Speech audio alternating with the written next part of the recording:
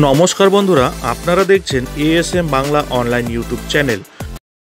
বন্ধুরা, অবশেষে সরকারি কর্মচারী এবং পেনশনভোগীদের সমস্ত বকেয়া ডিএ মিটিয়ে দেওয়ার ঘোষণা, সঙ্গে বেতন বৃদ্ধি। হ্যাঁ, একদমই ঠিক শুনেছেন বন্ধুরা। সম্পূর্ণ বিষয়টি আলোচনা করব এই ভিডিওর মাধ্যমে, তাই ভিডিওটি স্কিপ না করে শুরু থেকে শেষ পর্যন্ত অবশ্যই দেখুন এবং চ্যানেলে নতুন হলে চ্যানেলটিকে সাবস্ক্রাইব করে বেল আইকনটি বাজিয়ে অল নোটিফিকেশন অন করে দিন। বন্ধুরা, যারা সরকারি কর্মচারী এবং পেনশনভোগী রয়েছেন তাদের মুখে চওড়া হাসি ফুটতে চলেছে। দীর্ঘদিন পর অবশেষে সরকারি কর্মচারী এবং পেনশনভোগীদের ডিএর পরিমাণ বৃদ্ধি পেতে চলেছে, যার দরুন সরকারি কর্মচারীদের বেতন বৃদ্ধি পাবে। যারা সরকারি কর্মচারী রয়েছেন তাদের দীর্ঘদিনের বকেয়া ডিএ মিটিয়ে দেওয়া হবে, এমনই একটি আপডেট বেরিয়ে এসেছে। বন্ধুরা, আপনিও যদি কেন্দ্রীয় সরকারি কর্মচারী হয়ে থাকেন তবে এই খবরটি কিন্তু আপনার অবশ্যই প্রথম থেকে শেষ পর্যন্ত জেনে নেওয়া উচিত, কারণ সরকারি কর্মচারীদের দীর্ঘদিনের স্বপ্ন পূরণ হতে যাচ্ছে এবার।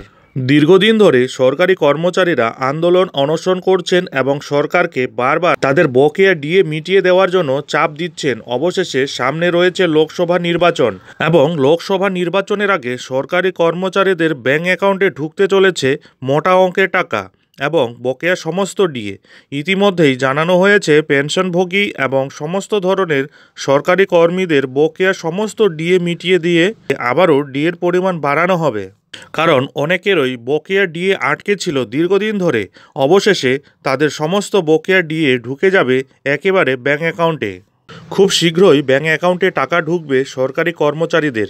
সঙ্গে হোলির আগে 4% হারে ডিএ বৃদ্ধি করা হয়েছিল, সেটিও তারা পরবর্তী মাস থেকে ব্যাংক অ্যাকাউন্টে পেয়ে যাবেন। এর সঙ্গে আরও জানানো হয়েছে 18 মাসের যে বকেয়া ডিএ সরকারি কর্মচারীদের বাকি ছিল সেটিও একবারে পেয়ে যাবেন সরকারি কর্মচারীরা। ইতিমধ্যে এই আপডেটটি সরকারিভাবে ঘোষণা না হলেও সূত্র মারফত এই খবরটি জানা গিয়েছে এবং বিভিন্ন নিউজ পোর্টালে এই খবরটি দেওয়া হয়েছে। বন্ধুরা, সামনেই রয়েছে লোকসভা নির্বাচন, তাই কেন্দ্র সরকার যেমন চাপে রয়েছে ঠিক তেমনি রাজ্য সরকারও কিন্তু চাপে রয়েছে। এর পরিপ্রেক্ষিতেই সরকারি কর্মচারীদের সমস্ত দাবি দাওয়া মেনে নিয়ে তাদের মুখে হাসি ফোটাতে তাদের বকেয়া ডিএ মিটিয়ে দেওয়ার সিদ্ধান্ত নিয়েছে সরকার। বিশেষজ্ঞ মহলের মতে হয়তো লোকসভা নির্বাচনের আগেই সরকারি কর্মচারীদের ব্যাংক অ্যাকাউন্টে বকেয়া ডিএ চলে আসতে পারে।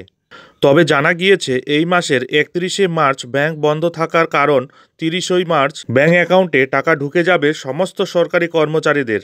এই পরিপ্রেক্ষিতে জানা যাচ্ছে সরকারি কর্মচারীদের বকেয়া ডিএ সহ বেতন খুব শীঘ্রই ব্যাংক অ্যাকাউন্টে ঢুকে যাবে।